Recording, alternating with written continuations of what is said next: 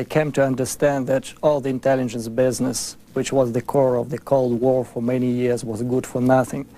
And the spy agencies such as the KGB inflicted more damage to their own countries than to their supposed adversary.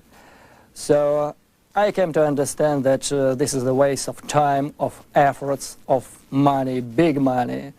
And sometimes it looks like comedy, but this comedy makes a lot of people very much unhappy and desperate. And so my idea was to describe the truth, the internal world, the inner world of a huge KGB service as it was, as I saw it. I left the KGB in protest because it was a sham. And I didn't want to make my living participating in the sham. And the immediate reason was that it was clear for me, at least a year before August 91 coup d'etat in the Soviet Union, that KGB was the driving force, and it was preparing for this coup d'etat. So one day they gave us handguns and instructed us to get ready to shoot our own citizens if they rush into our headquarters. And so then I came to understand that the stupidity, bureaucratic stupidity in the KGB borders crime. Soviet society, this is a special one. It has a special flavor for secrecy, for mystery. So this profession had a special clout in the Soviet society. And when I graduated the university in Moscow in 1980, and I was offered a job with the KGB intelligence service, it was an honor in many senses, because it suggested that I would be involved in politics, higher politics, like it was supposed to be.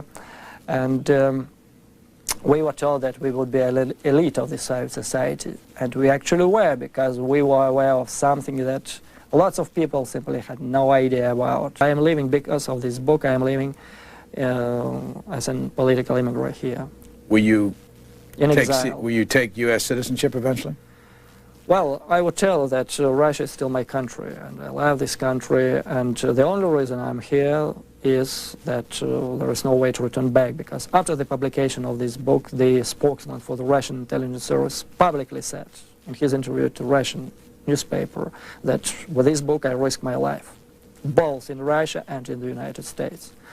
Well, I'm not so much concerned about my life in the United States, but I'm sure that there is no way to return back now to Russia. How often did you know in the recent 20 years or so has a KGB agent in this country come to this country and recruited an American to work for the Soviets? Yeah.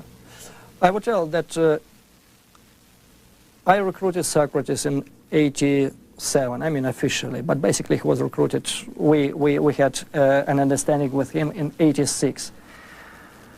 For at least 15 years before that, not a single KGB officer in the United States, not just in Washington, but in New York and in San Francisco, where we had our station, ever recruited a single agent in this territory. And it brought me into trouble. I mean, the idea with the KGB, the deputy chief of North American department suggested, shortly before I left Moscow for Washington, that there is no need to go into the streets or elsewhere to look for agents and trying to recruit them. His idea was that we should sit and wait until they come. It was a part of the KGB operation. So the successes they had with Walker spy ring, with Pelton, with Ames, suggest that these so-called successes were due to greed. You should worry now about the capability of Russian mafia, because the best KGB officers work now for Russian mafia. And they are not bound by the law.